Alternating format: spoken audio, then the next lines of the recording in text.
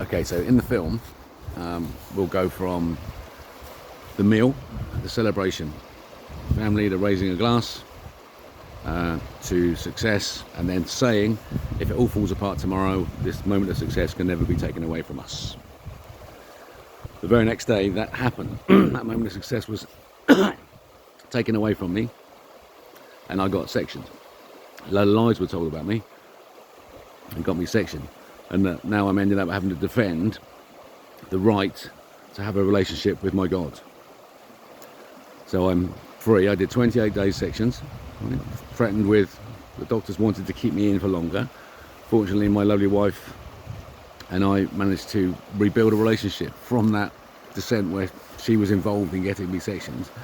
We've managed to rebuild our relationship, anchored into the love, the certainty of love regardless. That's the lesson that I told myself, love regardless. And I'm challenged at that at every moment by my God.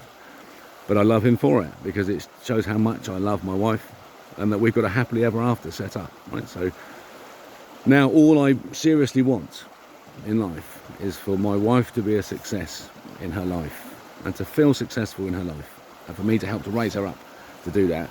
And in so doing, that will support my cafe business, which will just tick along until I get out of the way. Somebody sensible runs it properly, and it will become a successful little business. And I can retire, watch my wife's success. We'll get a house together. We'll live with our dogs, our family, her son, my daughter. Will be a family, our family. And that's my happily ever after setup. And so that trajectory is set in the way that the film is scripted out from this point. And now we're going to dive into the moment of truth at the interview with the psychiatrist.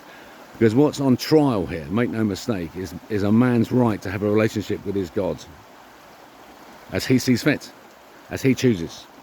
He chooses his relationship with his God, and he has a right to do so, and he has a right to speak out about it. He doesn't have the right to make people listen. He doesn't care if people listen. I don't care if anyone listens or not.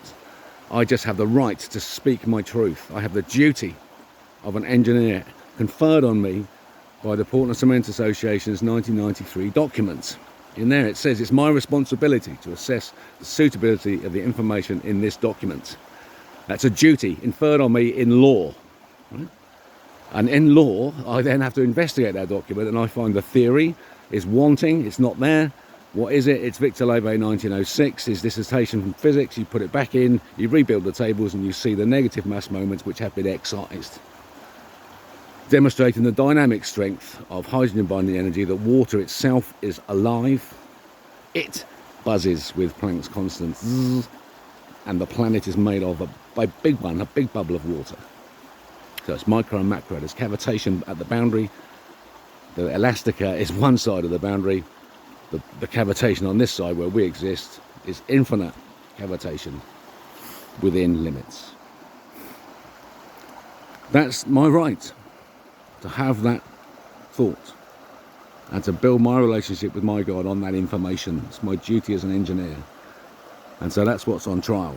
And so I want this publicised now. All I've got is, look at me, look at me, look at me, right? That's all I've got. But seriously, look at this, Great Britain, as the trial.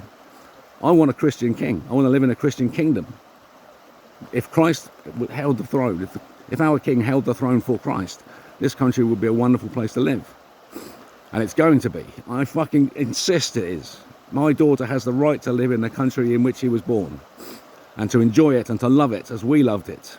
That's our gift of the old fuckers to the young people of this country. So get off your asses and start shouting.